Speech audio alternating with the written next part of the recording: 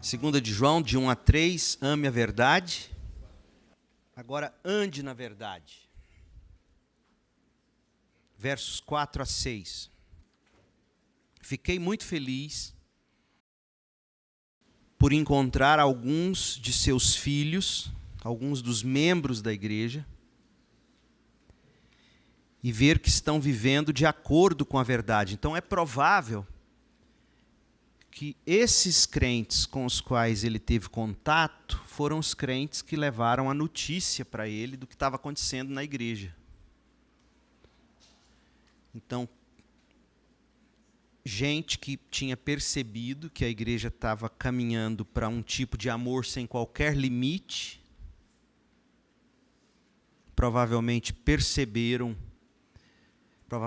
perceberam os erros doutrinários dos mestres que a igreja estava,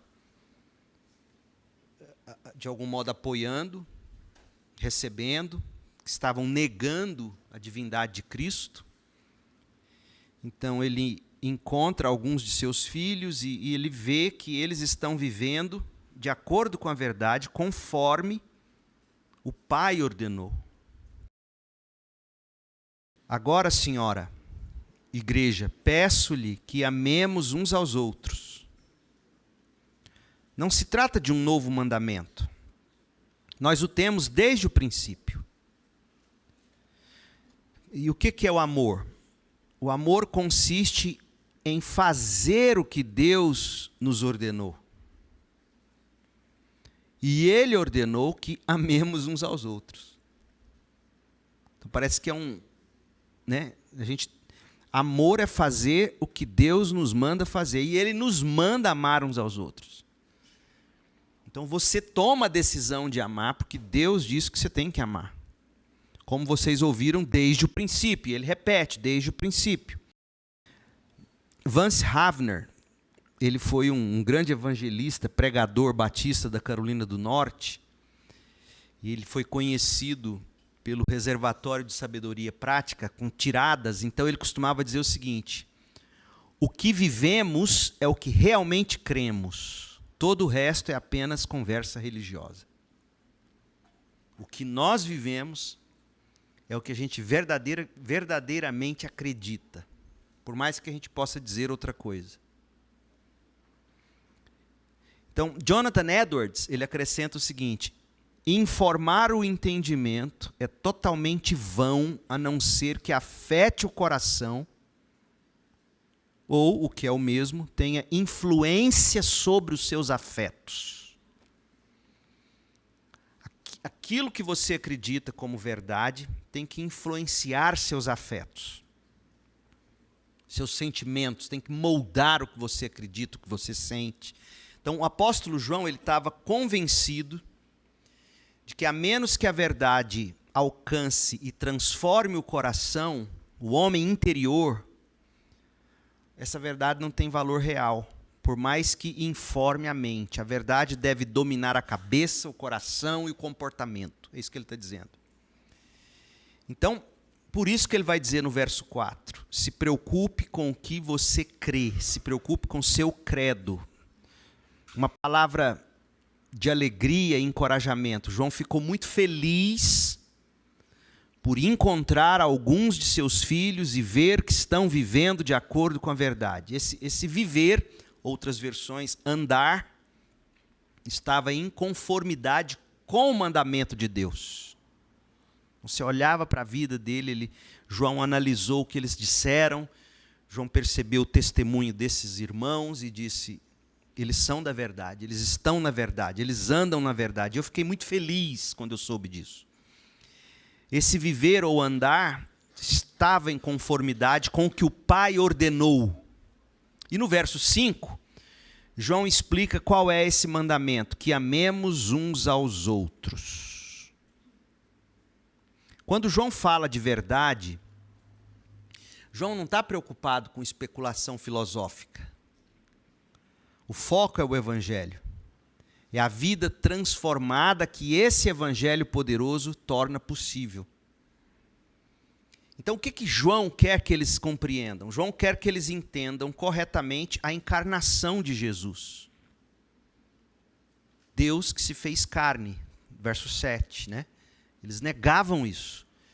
E quer que eles permaneçam nesse ensino, no ensino de Cristo. E que eles experimentem aquela verdade do Evangelho que estende graça, misericórdia e paz, como a gente viu. Porque é isso que ele quer para eles. E todos devem, portanto, desse modo, chegar a Deus como Pai por meio de Jesus Cristo. João conhecia a fonte de sua autoridade espiritual e de toda a espiritualidade ou autoridade verdadeira. Hoje a gente não vê isso, né, gente? Mas pense comigo, existe apenas 4 opções. Ou você se escora na sua razão, no que você pensa, falamos isso en passant hoje à tarde, ou você é guiado pelo que você pensa, pela sua razão, e isso ficou muito forte com o iluminismo, né? Tentativa de se libertar da religião. Então tinha que passar pelo crivo da razão, é o que eu penso.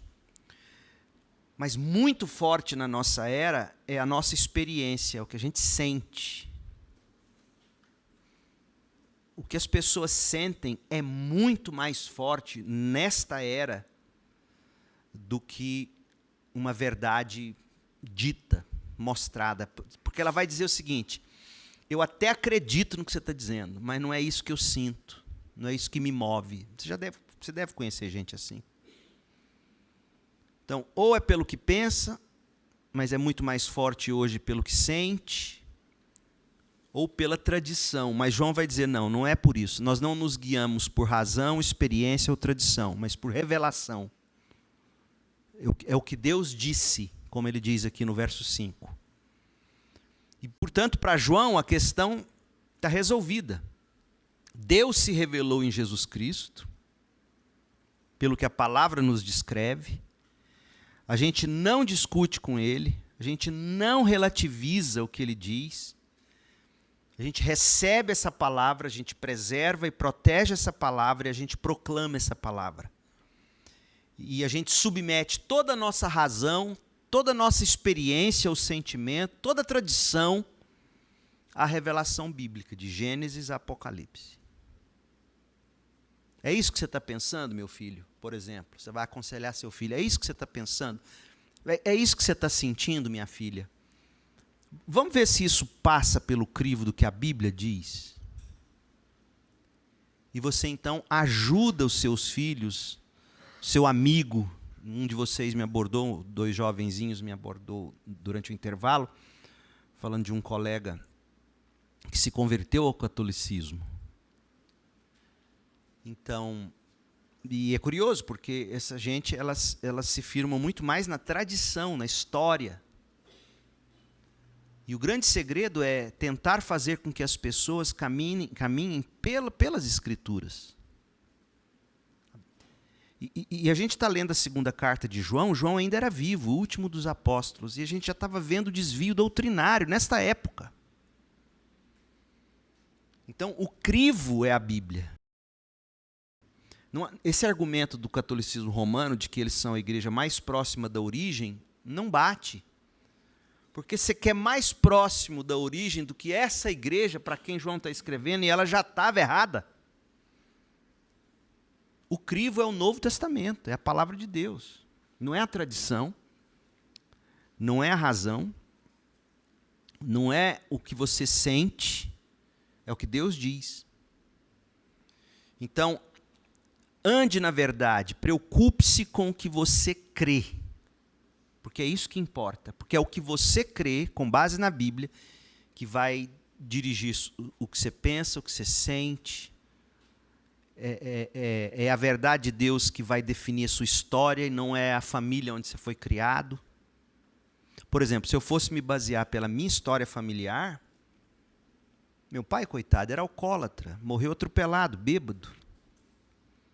Minha primeira lembrança de infância, a gente morava numa edícula, um barracão pequenininho, lá em Goiânia, família humilde, e eu me lembro de acordar de manhã, papai, não tinha visto papai na cama, quando eu abro a porta assim, do alpendre, Ele está caído no chão, bêbado, dormindo, todo marcado de batom. Tinha passado a noite inteira, provavelmente, como minha mãe dizia, na gandaia. Essa é a minha primeira lembrança, assim. A maneira como meu pai, a primeira vez, foi falar de sexo comigo. Contar para mim as primeiras experiências dele. Eu era uma criancinha. Ele gritando, xingando minha mãe, pegando faca, passando a faca no chão e eu vendo faísca levantar e ele gritando que ia furar e matá-la com facada. Então imagina se eu fosse me definir pelas minhas memórias. Tem muita gente que tenta se definir por memórias, por lembranças. Fora que suas memórias são interpretações que você já está fazendo da sua história. Suas memórias não são confiáveis, sabia disso? Suas próprias memórias já são interpretações da sua história. Então eu não posso me definir pelas minhas memórias, por uma tradição, pelo que eu estou pensando, pelo que o meu coração está insinuando, pelo que eu estou sentindo. João vai dizer o seguinte, olha, a gente anda pela verdade. Essa verdade é conforme o Pai ordenou. Essa é a única coisa em que você pode ter confiança. Então, a minha história, quando eu sou tentado, por exemplo, a pensar assim, pense comigo. Uma das coisas que eu mais temia, o pastor Marco deve ouvir gente assim toda hora. Homem vai casar, meninas. Os maiores medos dos homens é se eles vão ser fiéis, se ele vai conseguir ser fiel. Se o casamento não vai ser monótono. E esse era um grande medo que eu tinha. Eu era novo crente. E lembrando da história, meu pai nunca foi fiel, meu pai era um cachaceiro. Meu primeiro porre foi com 14 anos, padrinho, madrinha, tios me embriagando e dando risada da minha cara na praia lá em Itapema, Santa Catarina. Então, você imagina se eu fosse me guiar pela tradição familiar em que eu fui criado, pelos meus sentimentos, pelas minhas memórias. Aí eu pensava assim, eu não vou conseguir. Eu tinha medo. E aí fui perguntar para minha mãe, fui falar com minha mãe, eu era novo crente, estava noivo da minha doce Cris. Aí eu falei, mãezinha, eu amo a Cris, mas eu tenho medo de casar, será que eu vou conseguir ser fiel? Eu era novo crente, estou falando com a minha mãe, que nunca foi crente. Aí ela disse, não, Leandro, não tenha medo não, casa. Porque se você sentir desejo, aí você pula a cerca. Eu falei, não acredito. A Cris é uma boa moça, você tem que casar com ela. Eu falei, você está doida? Você escutou o que você acabou de me dizer? Você imagina, você não ter uma mãe para te dar um conselho. Como é que eu vou me definir por isso? E eu sei que tem muita gente assim. E aí uma coisa que Deus foi me mostrando desde o início da minha caminhada cristã, porque eu me converti com 20 anos, eu era professor de matemática. Fui campeão de lambada no estado de Goiás, você acredita? Que situação. E a Cris sempre, assim, o molejo da minha mulher como um cabo de rodo. E eu pensei, eu vou casar com essa mulher antes de ser crente. Ela não dança, eu gosto de dançar. Ela não bebe, eu gosto de beber. Mas ela é uma boa mulher, uma boa moça. Eu tenho que casar com ela, mas eu vivi em crise. Aí eu me converto. Começa a ter essas crises. Eu comecei a ler o Novo Testamento. E comecei a ver os imperativos de Paulo sobre a vida santa, a vida... Eu comecei a ver, gente, eu não posso me guiar por esses impulsos. E isso começou a dizer a forma como eu deveria pensar sobre mim, sobre família, sobre minha esposa, sobre meus filhos, sobre a enfermidade do meu filho. Então, é por isso, é aí que a gente se guia. por essa verdade. Aí João diz, eu fico feliz em ver que vocês não apenas amam, mas vocês andam nela. Vocês praticam. E é isso que tem que acontecer, porque não adianta nada você dizer que ama a verdade, se essa verdade que você ama e você diz habitar em você, não está te levando a caminhar do modo correto. João está falando disso. Então, ele falou do credo, preocupe-se com o que você crê. Agora ele vai dizer assim, preocupe-se com a sua conduta. Verso 6. O amor consiste em fazer o que Deus nos ordenou. E Ele ordenou que amemos uns aos outros. Então veja, pensamento errado inevitavelmente leva a uma vida errada. Não tem jeito. Se a mente está confusa, o coração será corrompido. Mas o pensamento correto, ele é o solo fértil de onde brota o fruto de uma vida correta. O pensamento correto, alinhado com a palavra de Deus. Então, para João, a vida correta é uma vida de amor. A resposta sobrenatural ao amor experimentado no Evangelho de Jesus Cristo. Então, João exorta esse corpo local de crentes, a quem chama de senhora eleita, noiva, verso 5. Ele diz, vamos amar uns aos outros? E ele destaca que não se trata de um mandamento novo. Esse mandamento de amar uns aos outros não é um mandamento novo, é um mandamento que a gente tem desde o princípio. Isto é, desde o início da caminhada cristã, um mandamento dado pelo próprio Cristo. Abre em João 13, para você ver o que Jesus vai falar desse mandamento. João 13, 34. João ouviu isso de Jesus. João escreveu João 13, de 34 a 35. João escreveu 2 de João. E olha o que ele ouviu e nos trouxe por inspiração. Verso 34. Por isso, agora eu lhes dou um novo mandamento. Amem uns aos outros. Mas como assim novo? Não é novo, desde o Antigo Testamento. Lá no Pentateuco já se falava em amor pelo próximo. O que é novo no mandamento? Você se lembra como é que vai dizer lá no Antigo Testamento? Vai dizer assim, amem uns aos outros como vocês amam a si mesmos. Lembra? É isso que está escrito lá. Mas aqui Jesus vai mudar, vai dizer assim, amem uns aos outros assim como eu os amei. Isso é novo.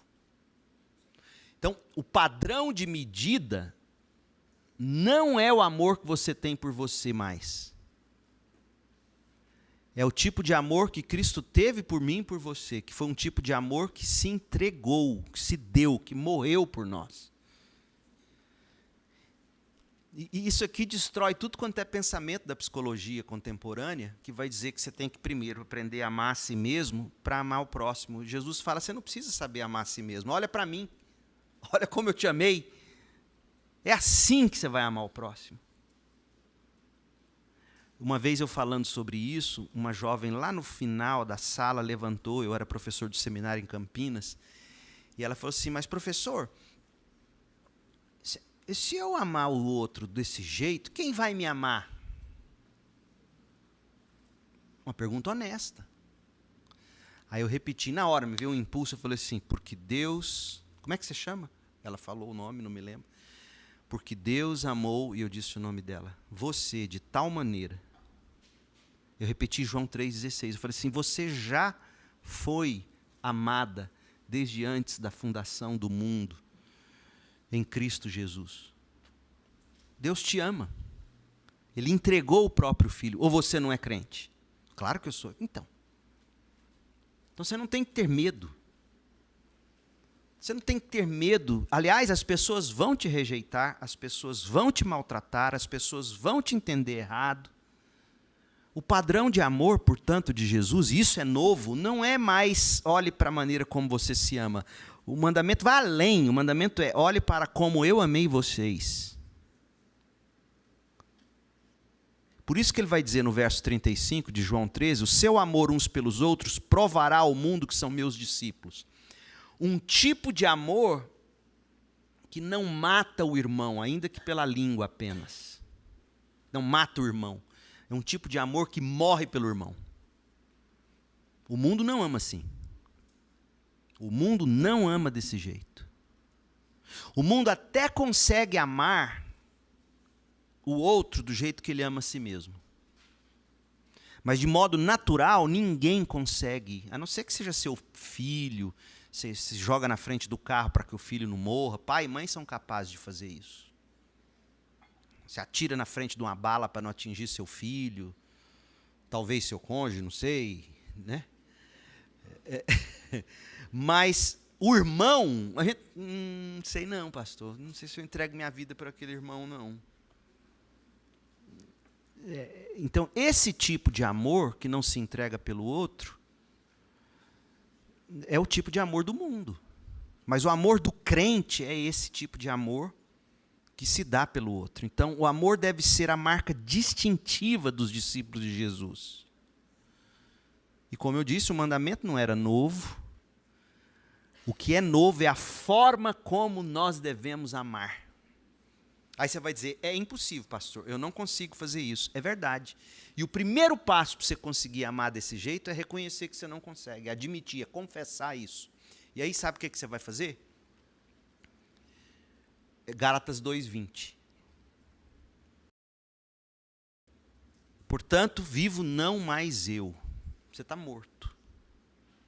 Cristo vive em mim. E a vida que eu agora vivo nesse corpo, sabe como é que eu vivo ela? Pela fé no Filho de Deus. Que me amou e se entregou por mim. É uma das pouquíssimas vezes, se não a única vez, em que Paulo vai dizer de Jesus ter se entregado por ele no singular e não por nós no plural. Ele personaliza, entregou por mim. Então, ele me amou a ponto de se entregar por mim. Então, eu, pela fé, vou fazer o mesmo pelo meu irmão, porque não sou eu, é ele em mim fazendo isso. Isso é milagre.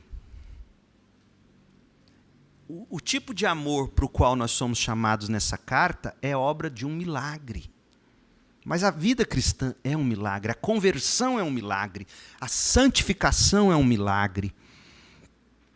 Então, falsos mestres, eles poderiam e ainda podem trazer novas revelações. Eu canso de ouvir isso no movimento neopentecostal, pós-pentecostal, já não sei mais que nome dá para isso, lá em Goiânia, onde eles falam da nova visão de Deus para essa geração.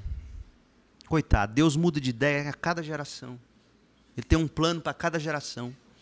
É um negócio impressionante. Deus deve olhar lá de cima e falar assim, de quem que vocês estão falando? Porque de mim não é. Eu não mudo, minha cabeça não muda. E graças a Deus, porque a cabeça não muda. Então, o mandamento de amar o próximo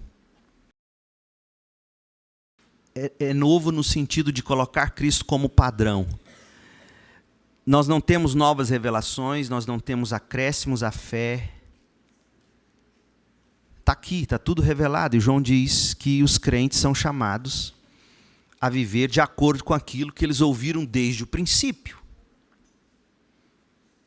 Em João, no verso 6, volta para a 2 de João, verso 6. João vai explicar agora que a gente demonstra nosso amor a Deus não apenas amando uns aos outros, como a gente leu no verso 5, mas também andando de acordo com seus mandamentos. Verso 6. O amor consiste em fazer o que Deus nos ordenou. E Ele ordenou que amemos uns aos outros, como vocês ouviram desde o princípio da caminhada cristã. Desde o início, quando eu preguei o Evangelho para vocês, quando Paulo pregou para vocês, seja qual foi o apóstolo ou servo de Deus que pregou para vocês, desde o início, eles ensinaram para vocês o que Jesus nos ensinou em João 13. É assim que se deve amar, e não mudou. Então, ame a verdade, versos de 1 a 3, ande na verdade, de 4 a 6, agora de 7 a 11. Alerte-se contra o erro. Porque é muito fácil se corromper, gente. É muito fácil. Se não fosse fácil, Paulo não teria, por exemplo, terminado a segunda carta aos Coríntios dizendo que a gente tem que se examinar para saber se a gente de fato está na fé. Está escrevendo para crentes. Olha o verso 7 de 2 de João. Eu digo isso para vocês, tudo que ele acabou de dizer. Agora ele vai entrar no que ele quer. Veja, é uma carta tão pequena, mas ele gastou quase metade dela falando, se não metade dela, remoendo o que eles já sabiam. Interessante isso. Agora ele vai dizer qual é o problema. Eu digo isso, remoo isso com vocês, repasso isso com vocês, porque muitos enganadores têm saído pelo mundo afora, negando que Jesus Cristo veio em corpo humano, e eu já disse para vocês que isso é mentira. Está lá no versículo 3, releia o verso 3 da minha carta. Quem age assim é o enganador e o anticristo. Não tenha medo de dar nomes. Tenham cuidado para não perder aquilo que nos esforçamos tanto para conseguir. Sejam diligentes a fim de receber a recompensa completa. Quem se desvia deste ensino não tem ligação alguma com Deus. Mas quem permanece no ensino de Cristo tem ligação com o Pai e também com o Filho, como eu já disse no verso 3. Se alguém for às suas reuniões e não ensinar a verdade de Cristo, não o convidem a entrar em sua casa, nem lhe deem nenhum tipo de apoio. Quem apoia esse tipo de pessoa torna-se cúmplice de suas obras malignas. A verdade já não é tão fácil de encontrar como foi noutros tempos, gente. Parece que a verdade está mais em falta ainda hoje, sobretudo quando entramos no campo do espiritual. Olha o que um ateu, confesso, chamado Richard Rorty, ele declarou ousadamente o seguinte: a verdade é feita, não encontrada. Michel Foucault, um dos grandes mestres aí do desconstrucionismo, Foucault, ele afirmou que toda pretensão de verdade está sempre ligada ao exercício do poder. Então, para ele, dizer que existe uma verdade é criar um mecanismo de poder e de dominação. Jacques Derrida, que é outro, né, desconstrucionista, em sintonia com Roland Barthes, ele argumentou o seguinte: o autor perde sua autoridade e o significado de um texto não é fixo. É daí que vem a ideia de você dizer assim, ó, quem que é esse Derrida, pastor? Você pode nem saber o nome dele, mas você sabe o que ele está ensinando. Por exemplo, quando você conversa com alguém e você lê o texto bíblico e interpreta e explica, a pessoa fala assim, mas isso é a sua interpretação, não é a minha. Isso é o desconstrucionismo, ou seja, não existe, o autor nunca quis comunicar uma verdade. O autor escreve e você interpreta, você atribui verdade. É impressionante, porque esse mesmo sujeito, se você pegasse o livro dele e falasse assim, mas não é isso que eu entendi que você escreveu, não. Ele ia falar, mas peraí, mas foi isso que eu escrevi. Você percebe como é que esse povo é doido? Eles escrevem um livro inteiro para dizer, não existe verdade num livro, você atribui verdade. E você pega o livro dele e fala, mas não foi isso que eu entendi, não. Como é que vale para todo mundo menos para o seu? Se isso não é maconha, o que seria? Então, a gente vive nesse mundo, onde as pessoas, por conveniência, elas atribuem verdade. Aí daí que vem sabe aquelas pinturas impressionistas? Eu nunca gostei. Você vê aqueles negócios todo rabiscado, sujo, jogado na parede, aí o cara chega, quase que eu pergunto, é diarreia? O que está acontecendo? Rabisco. É um negócio. O Dostoiévski, nos Irmãos Karamazov, ele captou a consequência inevitável. Se Deus não existe, tudo é permitido. Vocês têm que ler Dostoiévski. Deixa eu dizer de novo. Vocês precisam ler Dostoiévski. Vocês precisam ler dele Os Demônios. Para você entender todo esse movimento marxista, comunista, que varreu a civilização ocidental, e ele já tinha previsto isto antes da Revolução Russa. Vocês precisam ler tudo de Dostoiévski para vocês entenderem, para a gente entender de onde esse povo vem. Albert Mohler, ele diz assim: onde a verdade é negada, só resta a terapia. E é isso.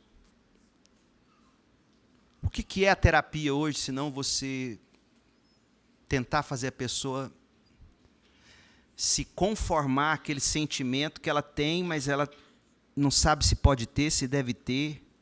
Você não pode dizer para ela o que é certo e errado. O máximo que você vai fazer é tentar ajudá-la a conviver com isso. Gente, que mundo frágil, que mundo louco é esse? Onde você não pode dizer, mas olha, você nem deveria estar sentindo assim para começo de conversa. Então, onde a verdade é negada, só resta a terapia. E a gente poderia acrescentar com João, onde a verdade é ajustada, a heresia reina. Leandro Peixoto. Onde você tenta ajustar a verdade, a heresia reina. João foi confrontado no seu tempo com a nova era do primeiro século. O que era a nova era? Era uma forma incipiente do gnosticismo, porque é isso que João está lidando na primeira carta dele, na segunda carta dele. O termo derivado do grego gnosis, conhecimento, assumiu diversas expressões o gnosticismo ao longo da história, mas tinha em comum duas convicções fundamentais. Primeiro, a salvação viria por meio de um conhecimento secreto ou místico.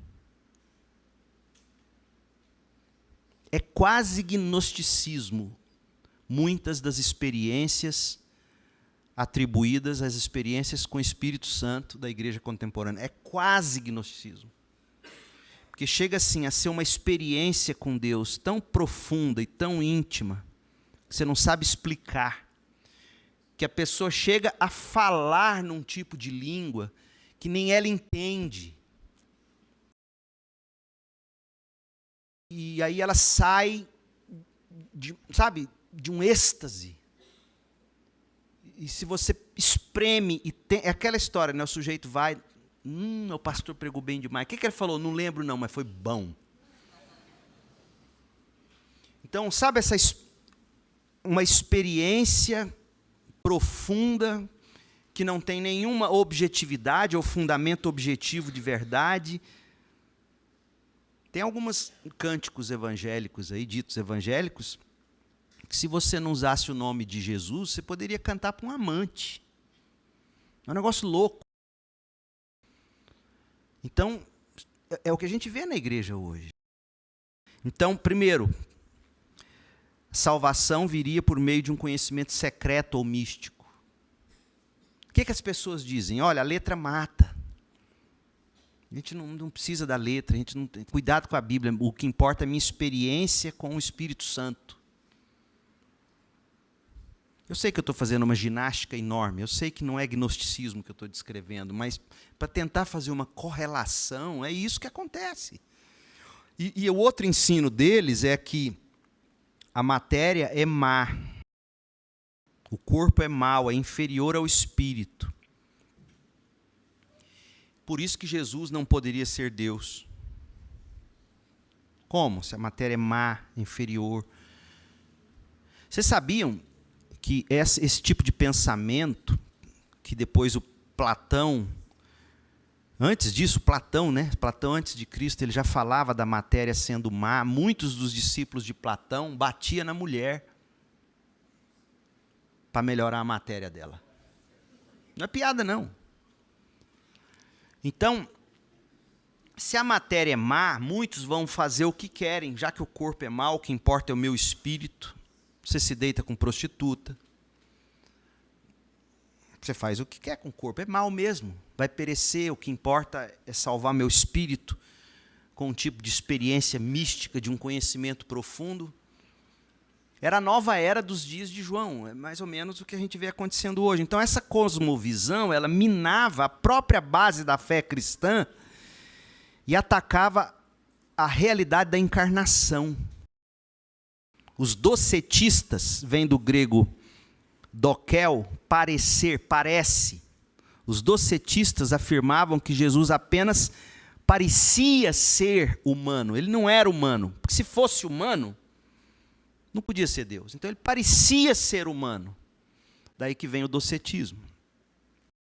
Outra versão da heresia ligada a Cerinto dizia que o Espírito Cristo desceu sobre o homem Jesus no batismo, mas abandonou-o na cruz. Então veja, o pastor Heber abordou isso ontem. João sabia, por experiência própria, por revelação da verdade, que a cristologia é o coração do cristianismo. E se você não tem uma doutrina correta de Cristo, se você erra aqui na cristologia, tudo mais vai ser errado na sua maneira de pensar sobre Deus e a vida cristã.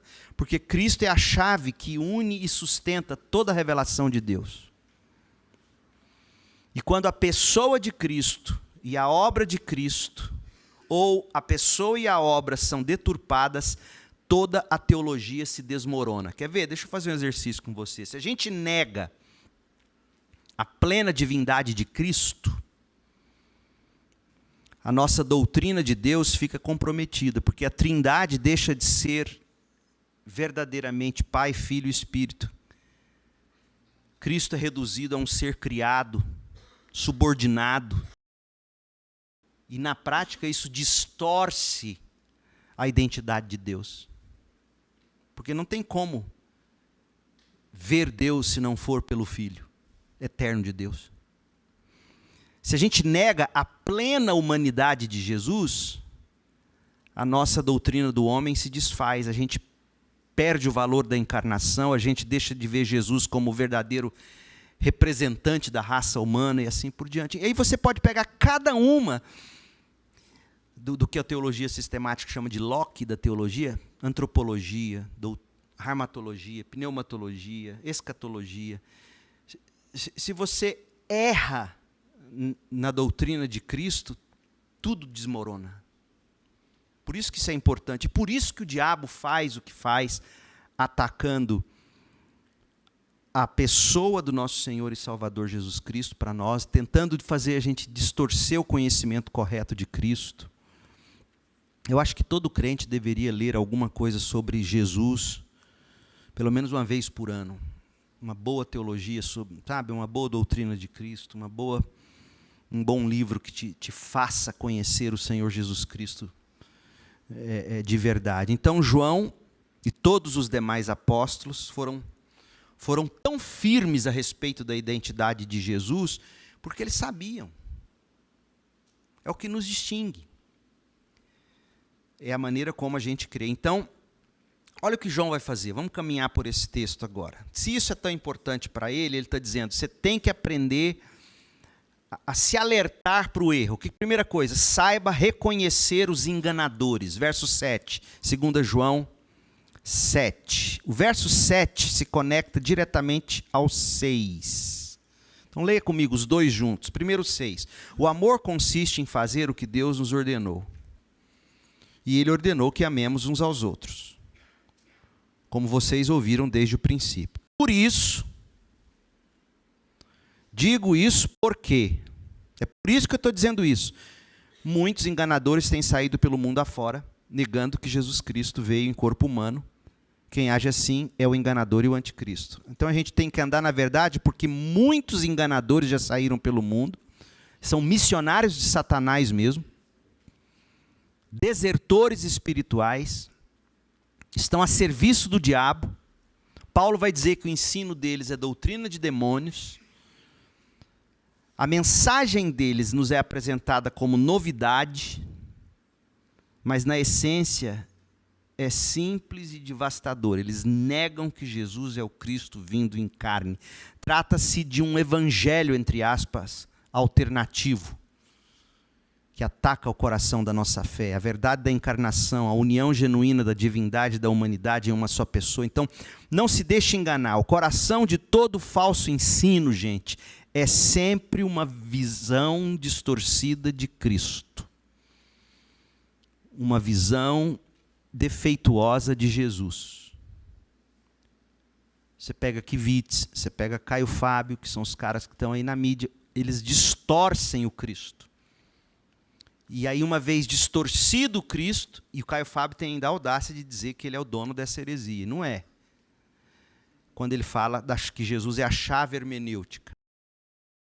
Então, ele distorce Jesus, e esse Jesus distorcido se torna para ele o diapasão pelo qual ele vai afinar toda a Bíblia. E aí, tudo aquilo que na Bíblia não se encaixa ao Cristo que ele tem concebido, ele descarta. Marcião já fez isso antes dele, outros já fizeram na história das heresias aí. Então, você pode observar, todos esses distorcem o Cristo revelado pela Bíblia. Você jamais começa por um Jesus que você imagina, concebe, por experiência com o Espírito. Você começa com Jesus que está escrito aqui na Bíblia. E aí, a melhor maneira de dizer não é que ele é chave hermenêutica, ele é o cumprimento em todas as coisas.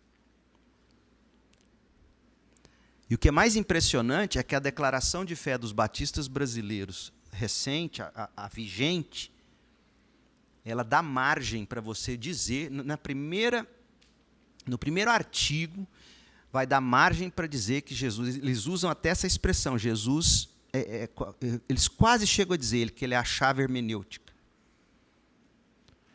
Isso é neortodoxia. E aí, a última declaração batista americana, que foi corrigida no ano 2000, diz, não, Jesus não é chave hermenêutica de nada.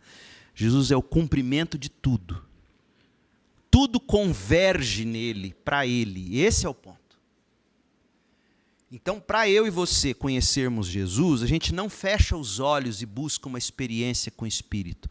A gente abre os olhos, lê a Bíblia e o Espírito nos conduz pela verdade do que está escrito. Então, você não vai ter experiência com Deus de olho fechado nesse sentido. Abre os olhos e lê a Bíblia. Por isso que o Andrew Muller, o cara lá dos orfanatos, não era Andrew Muller, George Miller. O George Miller, ele dizia assim, no meu tempo devocional, durante muitos anos, eu começava orando. Eu mudei.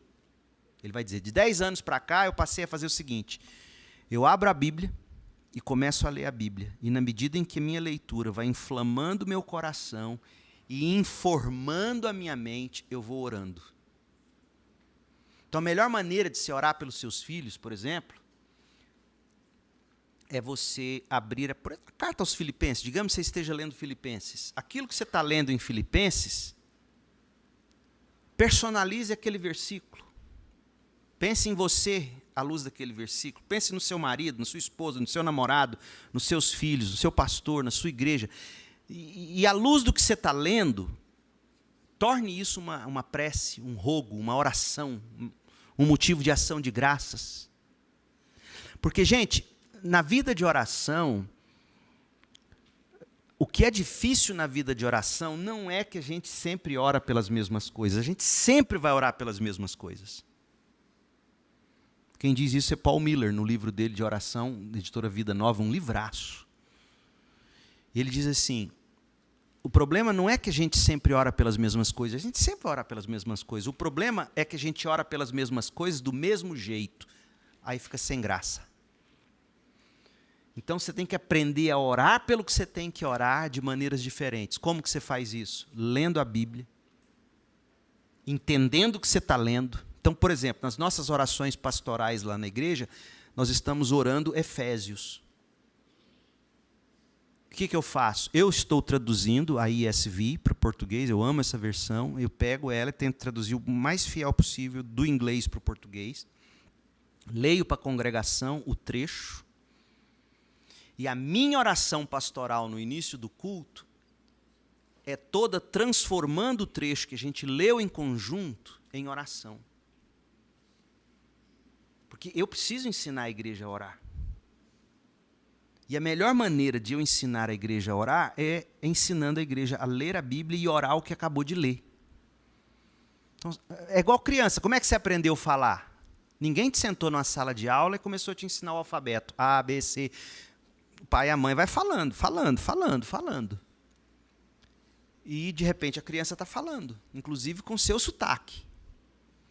Então, você ouve a Bíblia, você lê a Bíblia, isso vai impregnando você. Sabe por que a gente também não ora? A gente não tem vocabulário, gente.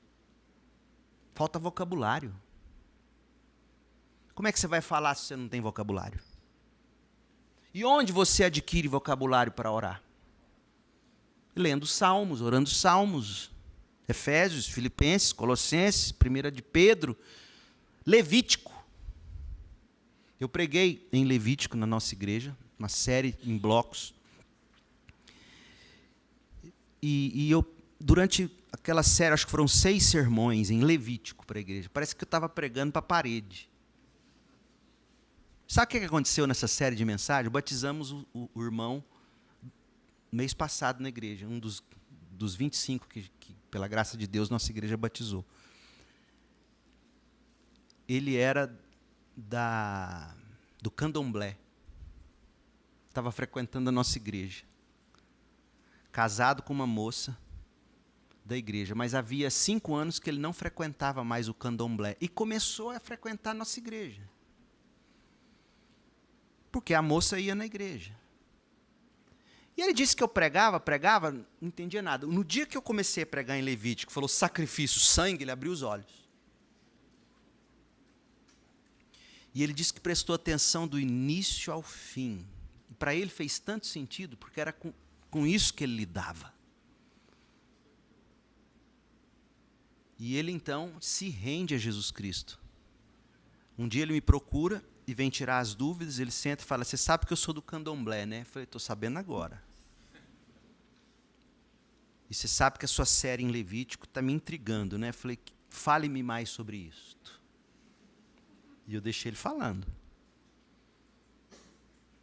Aí ele virou para mim e falou assim, eu entendi o sacrifício de Jesus. Ele foi oferecido de uma vez por todas, então eu não preciso oferecer mais nenhum tipo de animal para quem quer que seja. Já está oferecido, já foi recebido por Deus. Aí eu falei, o que mais te falta? E ele começou a falar. Ali no final, foi fácil, nem precisou fazer apelo, eu e ele no meu gabinete. Ele entregou a vida dele a Cristo, deu esse testemunho para a igreja, não teve ataques de possessão demoníaca, não precisa disso, porque até feitiçaria, a Bíblia diz, é obra da carne, está lá em Gálatas. Mas, curiosamente, depois eu atendi um senhor que era alcoólatra e que tinha convertido, e ele falava assim para mim, você sabe que tem hora, pastor, que eu sinto o cheiro do bar, eu sinto o cheiro da pinga. Essa outra me dizia, eu sinto o cheiro dos incensos. Eu já atendi gente que saindo da pornografia que fala, pastor, eu fecho os olhos e eu vejo o símbolo da Playboy. Então isso é arraigado na gente, né? Então, voltando à história, o que a gente precisa? A gente precisa do vocabulário. A gente precisa saber dar nomes ao que a gente está sentindo, ao que a gente está pensando. A gente precisa saber o que pedir, como pedir. Você já viu que a pessoa ignorante é a pessoa que resolve no grito. Por que ela resolve no grito? Porque ela não sabe conversar. Por que ela não sabe conversar? Ela não tem vocabulário. Pode observar isso. Na medida em que você adquire vocabulário, por isso que não é à toa que estão tentando destruir a língua. Não é à toa. Há todo um mecanismo aí para acabar com a língua, para que ninguém consiga se comunicar. Enfim, a comunicação é tão séria, é só você olhar para a Torre de Babel. E é só para você olhar para o que Pentecostes fez depois, quando o Pentecostes ele vem e restaura, né? Então, na medida em que você lê a Bíblia, você vai... Paulo está dando nome, feitiçaria, obra da carne. Então você vai aprender a orar por um feiticeiro. Isso é obra da carne? Como é que você conserta a obra da carne? Você vai saber lidar com um fofoqueiro. Você vai saber lidar com seus... Você vai saber identificar seus sentimentos. Você vai saber dar nome. E uma vez sabendo dar nome, você vai saber orar, você vai saber pedir. Então, por isso, eu comecei tudo isso porque eu disse o seguinte: você quer ter uma experiência com Deus? Não feche os olhos. Abra-os e leia a Bíblia. Ouça Deus pelas Escrituras. E faça isso de um modo a pedir que essa palavra de Deus ilumine seu coração, ilumine você, revele verdades, te dê vocabulário para você saber pedir. Então, é isso que eu estou fazendo. A gente lê o texto em Efésios, a gente está agora iniciando o capítulo 4. Toda segunda-feira de manhã eu sento em casa, lá no meu escritório, pego o texto bíblico da manhã, do culto do domingo seguinte de manhã, do culto do domingo à noite. Trabalho ali, começo a preparar a oração. Ao longo da semana eu vou meditando nesses textos, coisa mais gostosa. Aí chega domingo, eu leio, a gente lê juntos e a igreja está adquirindo vocabulário. Espero, é assim, de tanto me ouvir orar as Escrituras. E é isso que você tem que aprender a fazer. Então, João, ele está dizendo, você precisa aprender a distinguir esse povo. E sabe como é que você aprende? Começa a ouvi-los. O que eles estão falando sobre Jesus? Como é que eles falam do Filho eterno de Deus? Ele vai dizer também no verso 8, que você tem que tomar cuidado, 2 de João 8, para você não se perder no caminho. Ele vai dizer, olha, tenham cuidado para não perder aquilo que nos esforçamos tanto para conseguir. Ele está falando do quê? Olha a próxima frase. Sejam diligentes a fim de receber a recompensa completa. Ele está falando de galardão, de salvação, de vida eterna. Ele está dizendo, olha, não parem de perseverar. E eu disse isso hoje à tarde, vou repetir. A perseverança não é para você garantir a salvação. A perseverança é a prova de que você está no caminho certo para receber seu galardão. É bem diferente. Uma coisa é eu perseverar, eu vou perseverar, quem sabe eu vou ser salvo, quem sabe eu receba algo. Não. A perseverança é a prova de que você... Paulo vai falar isso aos Filipenses. Né? Eu prossigo para alcançar aquilo para o que eu fui alcançado. Então, porque você foi alcançado, porque você foi regenerado, porque você recebeu o poder de Deus, você persevera. E isso é com esforço. Não é esforço no sentido de obras, é no sentido de buscar a santificação mesmo. Como Paulo vai dizer, eu esmurro o meu corpo. A verdade que habita em mim me faz olhar para os meus pensamentos e dizer, não é possível que eu estou pensando isso. Você já passou por essa experiência? Você teria que ter vergonha se nunca passou. Eu não acredito que eu estou sentindo isso. Eu não acredito que eu estou desejando isso. Essa briga que você tem que ter. Muita gente, quando chega nesse ponto, começa a duvidar da conversão e me procura. Eu falo, é aí que prova que você é crente. Porque o descrente está nem aí para isso. O crente vive nessa constante guerra com o que ele sente. E ele fala, não é possível que esse sentimento existe aqui dentro de mim. Não é possível que eu estou cobiçando isso. Não é possível. Então, é com muito esforço. É dizendo, Deus, eu não posso, o meu coração está empenado, está torto, está quebrado, está trincado, está fedendo. Misericórdia. Então, eu não quero te pôr em crise, Eu quero te ajudar a sair disso. Sabe por quê? Porque se você não trava essa luta, como o João está dizendo, você começa a ser guiado por outros tipos de ensinos, que era o caso aqui e em muitos outros contextos do Novo Testamento, a doutrina te fazendo pensar o que queria, viver do jeito que você queria. João está dizendo, tenha cuidado.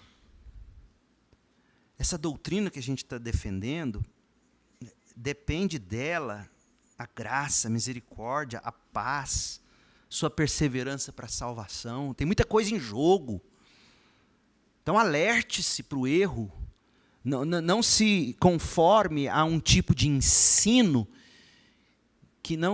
que rouba você do seu estado de alerta diante de Deus. Alerta espiritual. Opa, eu não posso viver assim. Eu não posso fazer isso. Eu não posso querer isso. Eu não posso. Entende? É disso que João está dizendo aqui. Tenha cuidado para não se perder no caminho. Porque senão, vocês vão dar provas de que nunca foram.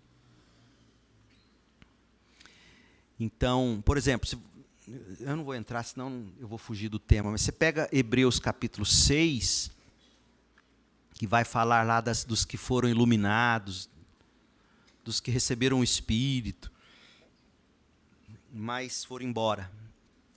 Hebreus ali não está falando de perder salvação, ele está falando de gente que foi de dentro da igreja, que foi abençoada pela pregação bíblica, foi abençoada pela oração da igreja, dos irmãos, pela intercessão da igreja, foi abençoada pelo poder do Espírito que age na igreja de Cristo, foi de dentro da igreja, mas sumiram. Então isso é um risco. Uma das maneiras do autor de Hebreus nos alertar para a nossa perseverança aliás, uma das maneiras de Hebreus contribuir para a nossa perseverança é nos alertando.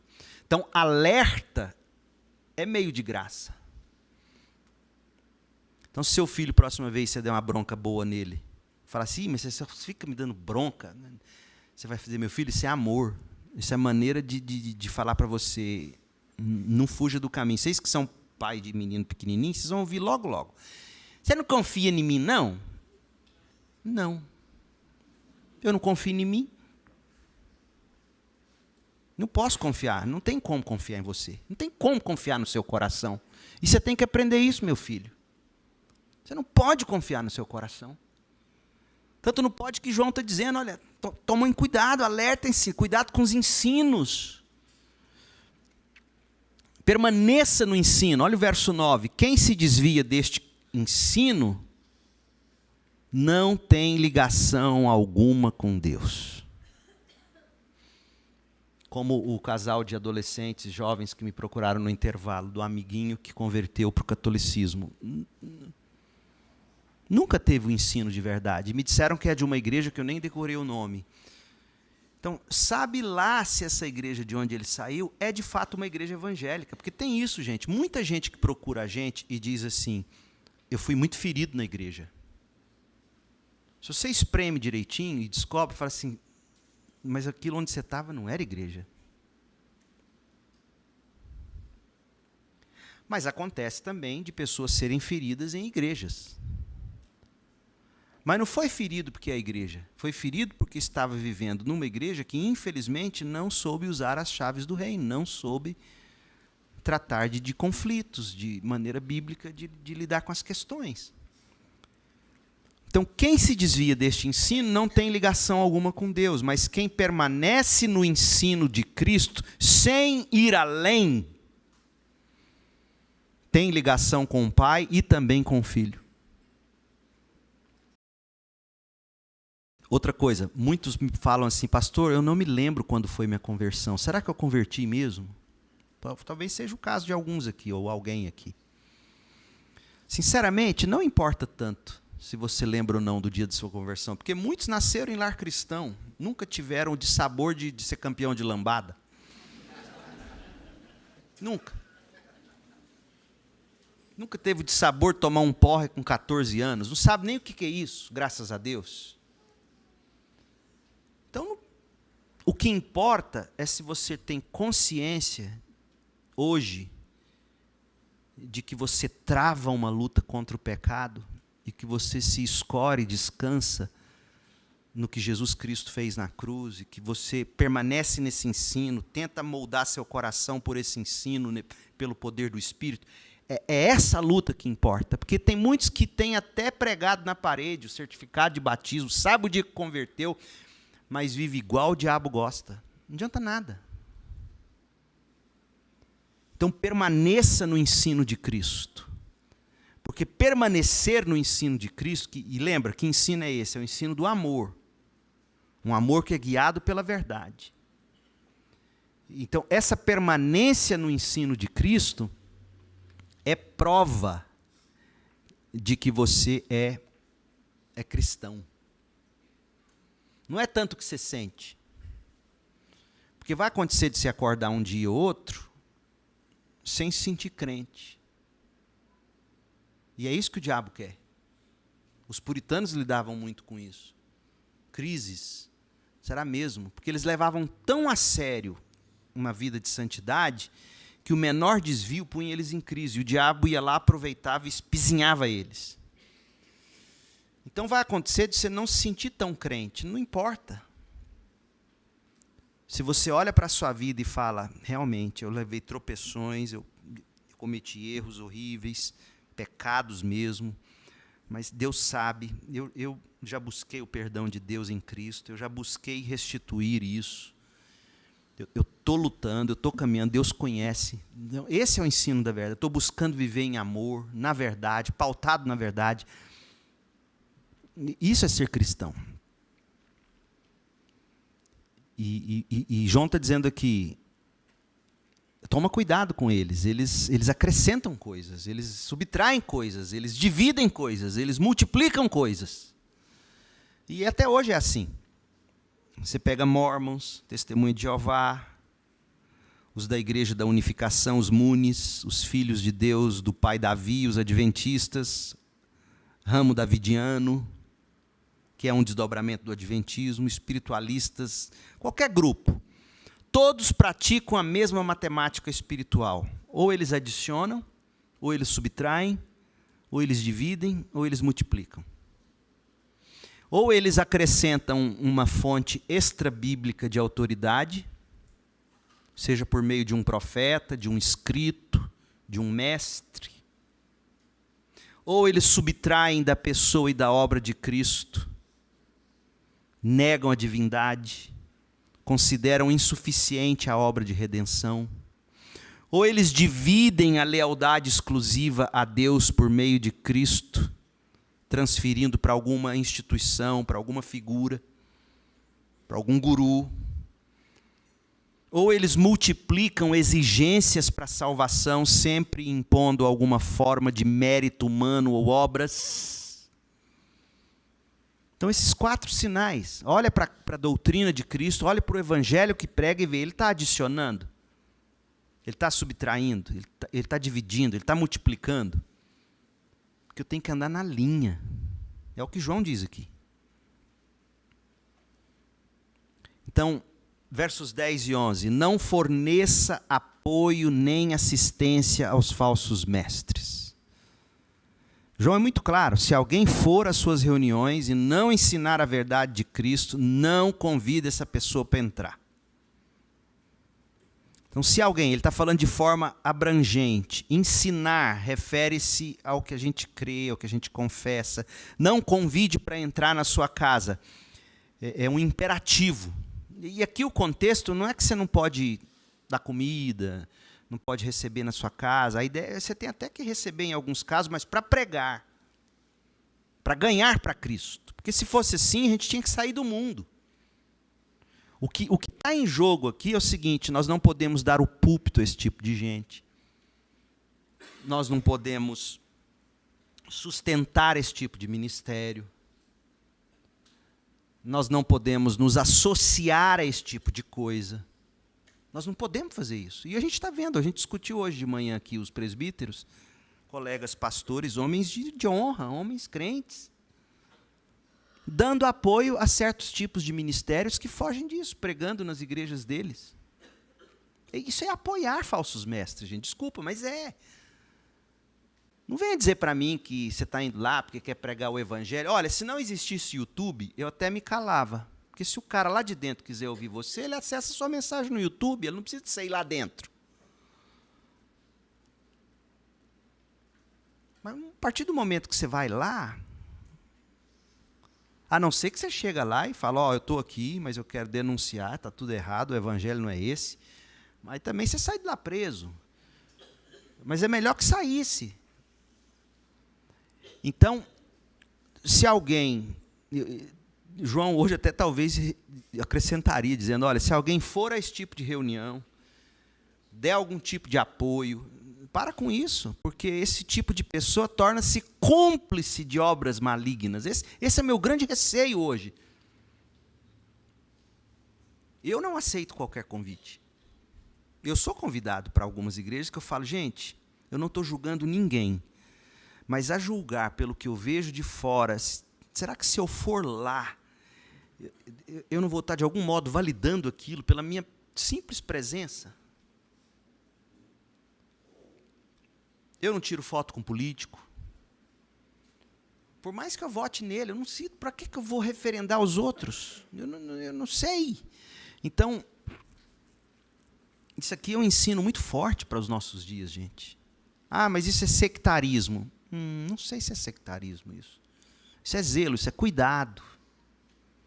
É o apóstolo dizendo, eu não posso receber esse tipo de gente a ponto de minha hospitalidade estar sendo não apenas apoio, mas um tipo de cumplicidade. E eu também não posso entrar como pregador e pastor em lugares onde a minha presença, de algum modo, vai servir de apoio e de cumplicidade. A gente tem que tomar cuidado com isso.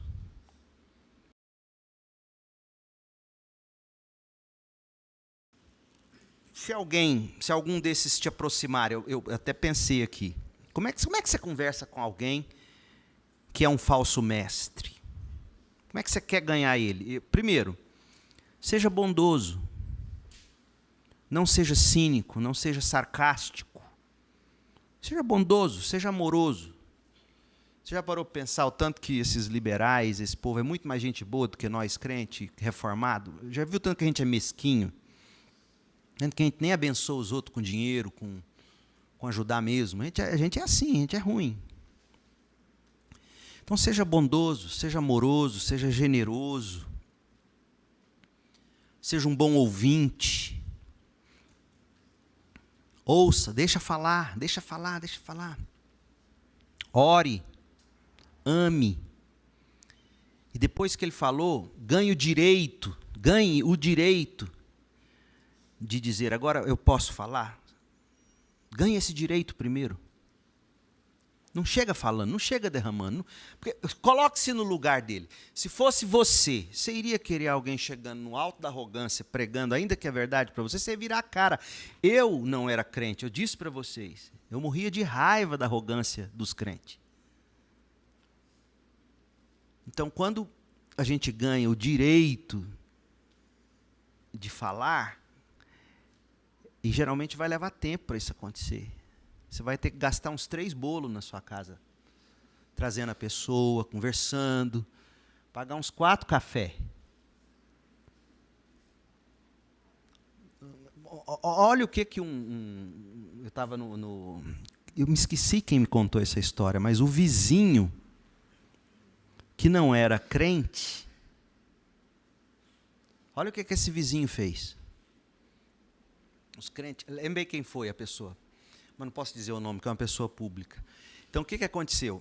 Essa vizinha, que é pessoa pública, não é crente. E o casal crente mudou para o mesmo andar.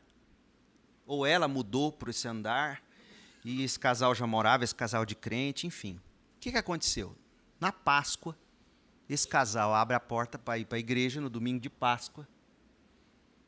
Tinha lá 4 ovos de Páscoa no tapete e um bilhete. O nome da mulher, o nome do marido, o nome dos 2 filhos. 4 ovos de Páscoa. O marido ficou, não sabia onde enfiava a cara, né? Nunca pensou em abençoar os outros assim. Falou, nós vamos na igreja e na volta nós vamos deixar 4 ovos de Páscoa lá dentro, na porta deles. Aí eu fiquei pensando, se a gente crente fosse assim... Veja, esse casal, que não é crente, ganhou o direito de ser ouvido. Se a gente fosse assim, vizinho, gente boa, mas já chega reclamando. Reclama da comida do restaurante, reclama do atendimento que a gente teve, briga com o povo da portaria. E a gente sai... Não é verdade, crente? Nós somos uma raça ruim. Então, a gente tem que ser desse tipo que é bondoso, que é ouvinte, que ora, que ama, que dialoga, que ganha o outro, ganha o direito de ser ouvido. Para você, então, conseguir falar. E concluindo, comunhão na verdade. João termina dizendo, tenho muito mais a lhes dizer, mas eu não quero fazer virtualmente, pelo WhatsApp. Não resolve, não fala coisa séria por WhatsApp, não, gente. Pelo amor de Deus. Então, eu não quero fazer com papel e tinta, não quero fazer com WhatsApp. Eu quero visitá-los em breve, conversar com vocês pessoalmente. Então, a nossa alegria será completa. Saudações dos filhos de sua irmã escolhida. Primeira pergunta que eu quero te fazer. Como é que você sabe que Deus te ama? Deus te diz a verdade. Como é que eu sei que a minha mãe me amava? Em alguns momentos ela me dizia a verdade. Não é assim? Então, como é que você sabe que o seu pastor ama você? Ele te diz a verdade. Temperada com amor, vestida de amor. Então, na próxima vez que você tiver dúvida, será que Deus me ama? Lembre-se, Ele é a verdade, Ele te disse a verdade sobre você. E não só sobre você, a verdade sobre como você poderia se reatar em paz com Ele por meio de Jesus Cristo. Sabe, a melhor maneira da igreja amar esse mundo é dizendo a verdade, por mais que estejam tentando nos calar. Mas dizer a verdade não como um desabafo, presta bem atenção. Não é dizer a verdade como uma explosão de raiva. Porque você não precisa mandar o mundo para o inferno. Sabia disso? Jesus falou, olha, não precisa mandar ninguém para o inferno, porque se não está em Cristo, já está condenado. Não é que está lá em João? Não está dizendo isso? João fala isso. Então você não precisa mandar o mundo para o inferno. O mundo sem Cristo já está condenado. É só questão de tempo. O que a gente tem que fazer é dizer a verdade. Com amor, com discernimento. É a melhor hora de dizer a verdade? Primeira pergunta. Isso é discernimento. É a melhor forma de dizer a verdade? É a segunda pergunta. Porque às vezes a forma de você dizer a verdade faz você perder a razão. Ainda que meu pai me lembra, as 2 surras que papai me deu, foi me espancando mesmo, literalmente. Falei, sabe por que eu estou te batendo? Sua mãe me enche a cabeça, porque você é custoso, então para você nunca mais fazer isso, para sua mãe parar de me encher a cabeça, eu precisava ser corrigido. Mas foi da maneira errada. Foi com a motivação errada. Então, o mundo precisa da nossa verdade, gente, mas dita do jeito certo, no tom certo, com discernimento. O nosso amor, ele tem que correr no meio das 2 margens. Se faltar uma,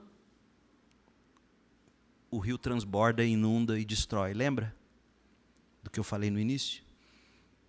E as 2 verdades, está lá em Filipenses 1:9, as 2 verdades que carregam o rio do amor, as 2 margens melhor, é a verdade e o discernimento. É a melhor hora de eu dizer para o meu filho o que eu tenho que dizer? É a melhor maneira de eu dizer. Mas eu tenho que dizer, é a verdade. E quando você sabe usar a verdade com discernimento, adivinha, corre o amor. É disso que João está falando. A gente tem que amar, sem comprometer a verdade. Na verdade, com discernimento. É o que o mundo mais precisa hoje, gente. Que Deus nos derrame graça e nos ensine a ser e viver assim.